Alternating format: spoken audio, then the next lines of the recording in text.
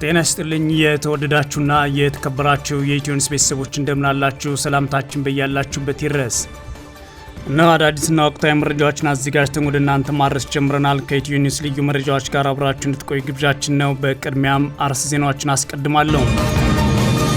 በአማራ ክልል የተለያዩ አካባቢዎች በአገዛዙ ጦርና ፋኖ ኃይሎች መካከል የሚደረገው ውጊያ ተባብሶ የቀጠለ ሲሆን በሰሜን ወሎ ቆቦ ቀጠና በአየርና በከባድ መሳሪያ የታገዘ ውጊያ የተደረገበት ውጊያ ቀጥሏል። የአማራ ፋኖ ብሔራዊ ንቅናቄ በቆቦ በቀጠለው ውጊያ ድል እያስመዘገበ እንገኛለን ሲል አስታውቋል። በሌላ በኩል የትግራይ ኃይሎች በውጊያው ተሳትፈዋል ሲሉ የመረጃ ምንጮቻችን ተናግረዋል። ዝርዝሩ ተዘጋጅቷል። የትግራይ ክልል ጊዜያዊ አስተዳደር ፕሬዝዳንት ሌተናል ጄኔራል ታደሰ ወረደ ከስልጣን ወረድ እየተባልኩ ነው፣ ነገር ግን በግርግርና በስም ማጥፋት አካሄድ እንደማልወርድ ወቁት ሲሉ ተናገሩ። ሌተናል ጄኔራል ታደሰ ወረደ በስማቸው ላይ ተካሂዷል ያሉት ዘመቻ ጨምሮ ስልጣናቸውን የተረከቡበት መንገድ ላይ የቀረበውን ቅሬታ ሲያብራሩ ተደምጠዋል። ጄኔራል ታደሰ ወረደ በቅርቡ ወደ አዲስ አበባ ሄደው የነበረው ከደብረጽዮን ገብረ ሚካኤል ጋር በመመካከርና በመስማማት እንደሆነ ይፋ አድርገዋል። በዝርዝር እናየዋለን። ከአዋሽ ወደ መቀሌ የሚወስደው የባቡር መስመር አክሳሪ ኢንቨስትመንት ነው ሲሉ የብልጽግናው ጠቅላይ ሚኒስትር አጣጣሉትም። የብልጽግናው ጠቅላይ ሚኒስትር አብይ አህመድ በህዝብ ዘንድ በከፍተኛ ደረጃ የሚጠበቀውን ፕሮጀክትና ባለፉት 8 ዓመታት ኤሌክትሪክ እንዳያገኝ አድርገው ያስቆሟቸውን ፕሮጀክት ዋናነት ከሚገነቧቸው ሎጅና መዝናኛ ስፍራዎች ሁሉ ያነሰ ለህዝብ የማይጠቅም ነው ሲሉ አጣጥለውታል። ዝርዝሩ ተዘጋጅቷል። እስራኤልና ሊባኖስ ከ3 አስርተ ዓመታት በኋላ ለመጀመሪያ ጊዜ ፊት ለፊት ተገናኝተዋል። ሊባኖስና እስራኤል ከ30 ዓመታት በኋላ የመጀመሪያ ዲፕሎማሲያዊ ውይይት በዋሽንግተን ያደረጉት። የተወደዳችሁና የተከበራችሁ የኢትዮኒውስ ቤተሰቦች አብራችሁን ስትቆዩ እነዚህን ትሰማላችሁ። መልካም ቆይታ ይሁንላችሁ። በሰሜን ወሎ ቆቦ ቀጠና በአየርና ከባድ መሳሪያ የታገዘ ውጊያ እየተደረገ ሲሆን የአማራ ፋኖ ብሔራዊ ንቅናቄ በቆቦ በቀጠለው በዚህ ውጊያ ላይ ድል እያስመዘገቡ ይገኛሉ ብሏል። በሌላ በኩል የትግራይ ኃይሎች በውጊያው ተሳትፈዋል ሲሉ የመረጃ ምንጮች ለኢትዮኒውስ ተናግረዋል። ሚያዝያ 6 2018 ዓ.ም ንጋት ጀምሮ በአማራ ክልል ሰሜን ወሎ ዞን ሰፊ ቀጠና የሸፈነው ውጊያ መቀጠሉን የኢትዮኒውስ የመረጃ ምንጮች ተናግረዋል። አገዛዙ በአየር ኃይልና በሜካናይዝድ ታግዞ ከፍተኛ ቁጥር ያለው ሰራዊት ባሰለፈበት ውጊያ የፋኖ ኃይሎች ድል እያስመዘገቡ ይገኛሉ ሲል የአማራ ፋኖ ብሔራዊ ንቅናቄ ምኒልክ ዕዝ አስታውቋል። አፋብን ውጊያው ተጠናክሮ መቀጠሉን በመግለጽ ዝርዝር መረጃዎችን ይፋ አድርጋለሁ ብሏል። በቆቦ ወረዳ ጮቢበር፣ ቀመለም፣ ጠዘጠዝ እንዲሁም ባይበዋ፣ በዋ ሚካኤል፣ ጋላ ሜዳ፣ ላስታ መገንጠያ፣ ቀዩ ጋሪያና ሌሎች አካባቢዎች በአገዛዙ ጦርና ፋኖ ኃይሎች መካከል ከባድ ውጊያ መደረጉን ነው የኢትዮኒውስ የመረጃ ምንጮች የተናገሩት። ውጊያውን ተከትሎ በቆቦ ከተማ መደበኛ እንቅስቃሴ መቆሙን የተናገሩት የመረጃ ምንጮች ውጊያው የአማራና የትግራይ ክልሎች በወሎ በኩል የሚያገናኙ ዋና መንገድ የትራንስፖርት አገልግሎቱን አስተጓጉሏል ብለዋል። በዚህ ውጊያም የብልጽግና አገዛዝ ተከታታይ የድሮን ጥቃት ተፈጽሟል የተባለው በተጨማሪም ጮቤ በርና ሆርማት ከሚገኘው ወታደራዊ ካምፕ ሆኖ ወደ ተለያዩ አካባቢዎች የከባድ መሳሪያ ድብደባ ማድረግ በንጹሃን ላይ ጉዳት አርሷል ሲሉም የአካባቢ የመረጃ ምንጮች ተናግረዋል። በሌላ በኩል በቆቦ ወረዳ ከትላንት ጀምሮ በቀጠለው ውጊያ የትግራይ ኃይሎች ተሳትፏል ተብሏል።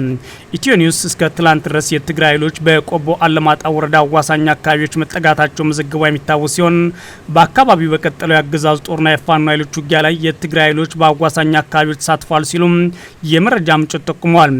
የትግራይ ኃይሎች ካለማጣ ቦታ ማርያም አቅጣጫ በእግረኛና በተሽከርካሪ ወደ ቆቦ አዋሳኝ አካባቢዎች ሲጠጉ ከቆዩ በኋላ በተኩሱ ተሳትፏል። የመከላከያ ከባድ መሳሪያ ተኩስ ወደ ትግራይ ካምፖች ይሰማ ነበር። በዚህ ምክንያት ወደ ውጊያ ገብተዋል ሲሉ የኢትዮኒውስ የመረጃ ምንጮች ተናግረዋል። ሌላኛው የአለማጣ ከተማ ነዋሪ በኩላቸው የቆሰሉ ታጣቂዎች ከቆቦ አቅጣጫ ወደ አለማጣ ሆስፒታል መግባታቸውን አውቃለሁ። በቆቦ አካባቢ ባለው ውጊያ የቆሰሉ ሳይሆኑ አይቀሩም ሲሉም ተናግሯል። በዚህም የአገዛዙ ጦር በዋናነት ከባድ መሳሪያዎችን በመጠቀም በትግራይ ታጣቂዎች ላይ ተኩስ መክፈቱን የተሰማው የአካባቢው ነዋሪዎች በውጊያው የትግራይ ኃይሎች ተሳትፈዋል ሲሉ ቢናገሩም በትግራይ ኃይሎች በኩል ግን በሆነ በፋኖ ኃይሎች አሊያም በአገዛዙ በኩል ግን የተባለ ነገር የለም። በተያያዘም አገዛዙ ቆቦ ዞብል አካባቢ ከፋኖ ኃይሎች ጋር ለሚያደርገው ውጊያ በመከላከያ መለዮ ፋኖ እንዲዋጉ በአገዛዙ ጥሪ የቀረበላቸውና በአፋር የሚገኙ ራሳቸውን የትግራይ ሰላም ሰራዊት ብለው የሚጠሩ ታጣቂዎች የአገዛዙን ጥሪ ውድቅ በማድረግ ወደ ትግራይ ኃይሎች ተመልሰዋል ሲሉ የኢትዮኒውስ የመረጃ ምንጮች ተናግረዋል። በአማራ ክልል በአገዛዙ ጦርና ፋኖ ኃይሎች መካከል የሚደረገው ውጊያ በሸዋ ቀጠና መቀጠሉን ተሰምቷል። በሸዋ መራቤቴ ቀጠናና ታች ቤት የተባለው አካባቢ በተደረገው ውጊያ የፋኖ ኃይሎች ድል መቀዳጀታቸውን አስታውቋል። በተለይም ቡዮ ላይ ሽፈሬ እምባና ጮሬ የተባሉ አካባቢዎች በተደረገው ውጊያ ሻምበል አዛዥ ጨምሮ 32 የአገዛዙ ወታደሮች መገደላቸውና ሌሎች በርካቶች መቁሰላቸውን የአማራ ፋኖ ብሔራዊ ንቅናቄ ይፋ አድርጓል።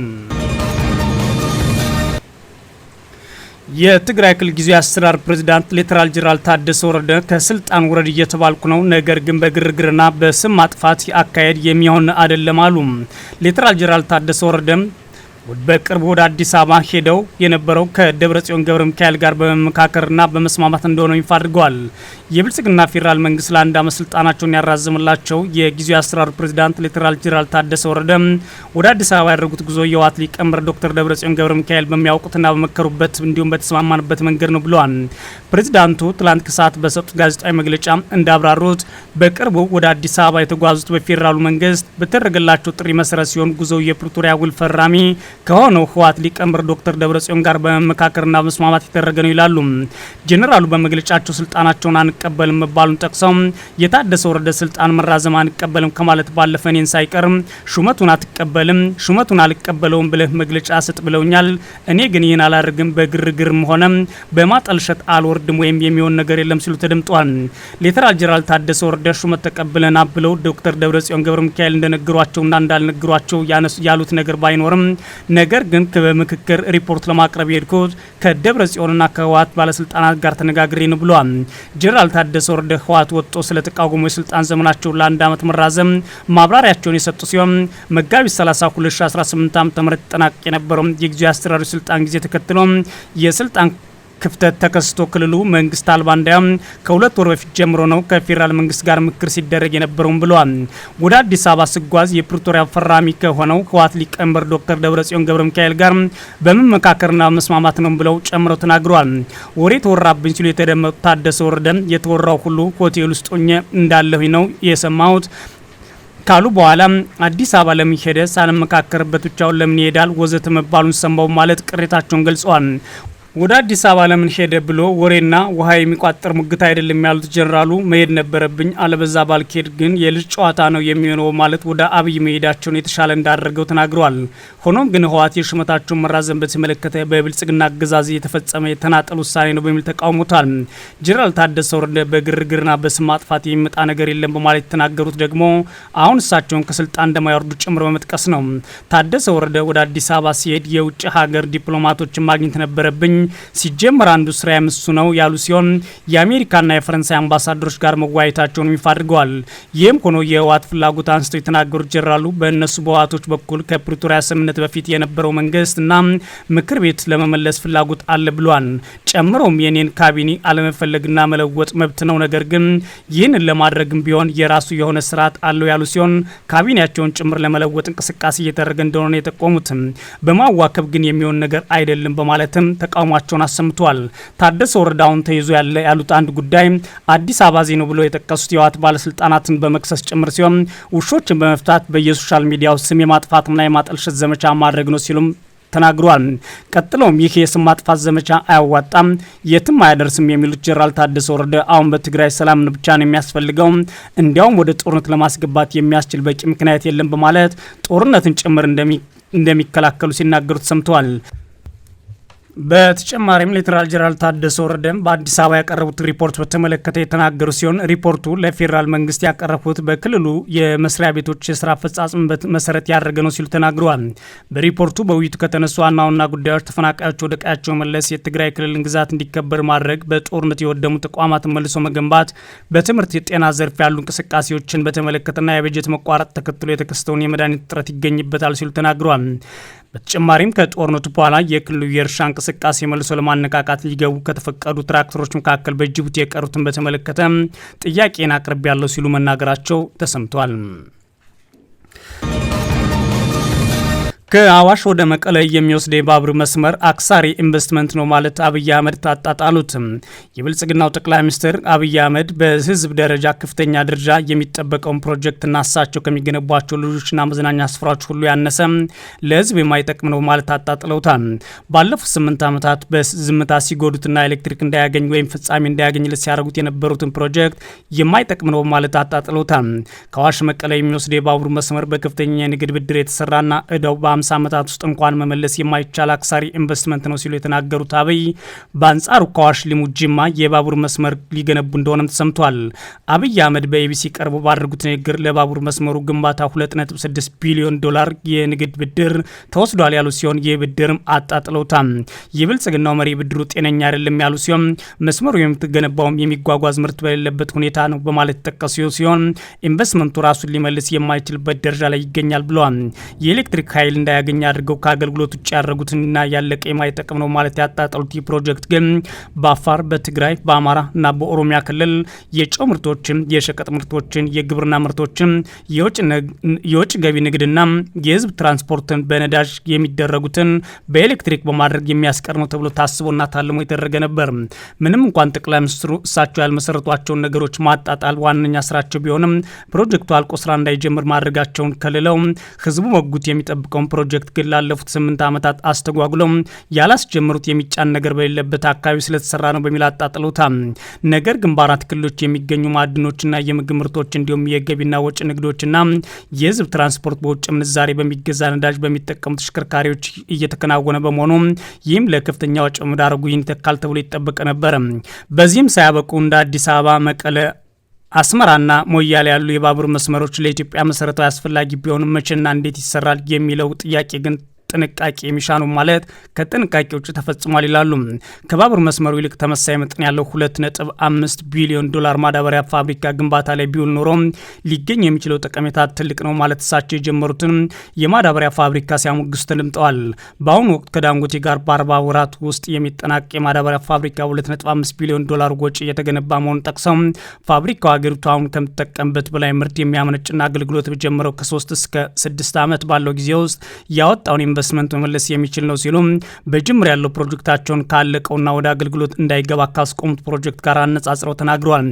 ለባቡር መስመሩ የወጣው 2.6 ቢሊዮን ዶላር መጀመሪያ ማዳበሪያ ፋብሪካ ላይ ውሎ ቢሆን ኖሮ ፋብሪካው በአጭር ጊዜ ውስጥ በሚመልሰው ትርፍ ባቡሩ መስራት ይቻል ነበር ሲሉ የተናገሩት አብይ አህመድ ከባቡሩ እኩል በሜቴክ የተጀመሩ የማዳበሪያ ፋብሪካዎችን በተመሳሳይ የማይጠቅሙ ናቸው ማለት በሐሰተኛ ፕሮፓጋንዳና በራሳቸው ችግር ምክንያት ተዘርፈውና ወድመው እንዲያልቁ ማድረጋቸውም ይታወቃል። አሁን የተገነባውን የባቡር መስመር ግን መሰረተ ልማቱ ቢሆን ኖሮ የሚጫና የሚጓጓዝ ምርት ባለመኖሩ ምክንያት እዳውን መክፈል የማይችልና እንደ ሀገር ኪሳራ ያስከተለ መሆኑን ቀደም ሲል ሚኒስትር ሆነው በወሰኑበትና አሁን ጠቅላይ ሚኒስትር ሆነው በተናገሩበት መድረክ ላይ የተለያዩ ሀሳቦች ሲያቀርቡ ይደመጣሉ። አብይን ይበሉ እንጂ እሳቸውን በቢሊዮን ዶላሮች የሚገነቧቸው ሎጆች፣ የወንዝ ዳር ፕሮጀክቶች፣ የእግረኛ የሳይክል መንገዶች ወቅቱን የጠበቁ ናቸው ወይ? ለመሆኑ እነዚህ የሚያመጡት ገቢ ምን ያህል ነው? ለሀገሪቱ የተሰጣትን ብድርስ ይመልሳሉ የሚለውን ግን አይመልሱም። አብይ የባቡር መስመሩ እንዲህ ጠቃሚ አይደለም ብለው ቢያጣጥሩም እሳቸው ደግሞ ከአዋሽ በሊሙ ጅማ ብሻሻ ባቡር መስመር ለሚሰሩ እንደሆነ መረጃዎች ያሳያሉ።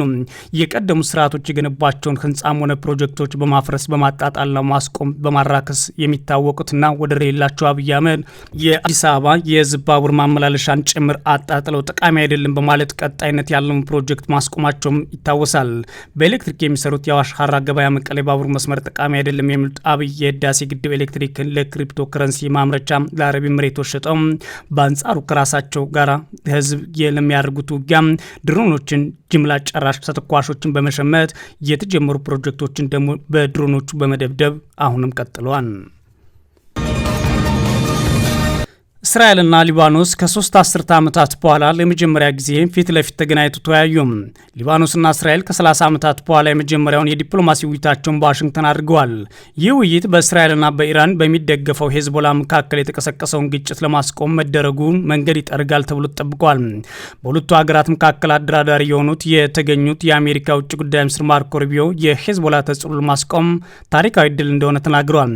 ቢቢሲ አሜሪካ ያወጣችውን መግለጫ ተመልክቻለሁ ያለ ሲሆን ሁለቱ ወገኖች ወደፊት በሚገለጽ ጊዜና ቦታ በቀጥታ ድርድር ለመጀመር ተስማምተዋል ይላል።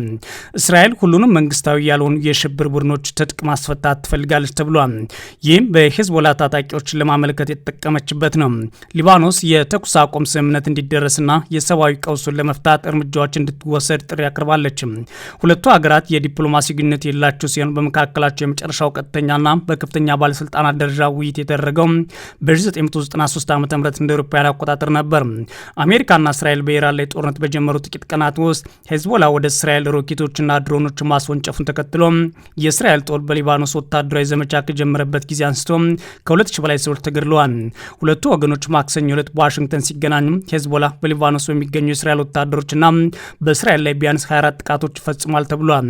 በሰሜናዊ እስራኤል ድሮንና ሮኬቶች መተኩሳቸውን ተከትሎ የአደጋ ጊዜ ደወሎች መሰማታቸውም ተሰምቷል።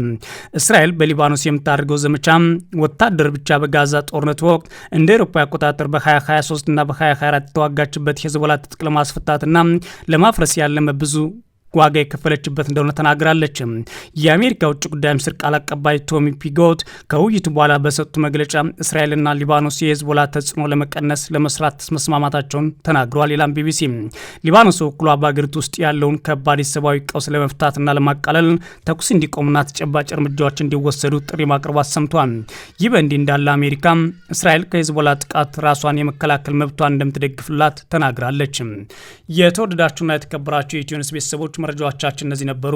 መልካም ጊዜ እመኛለሁ።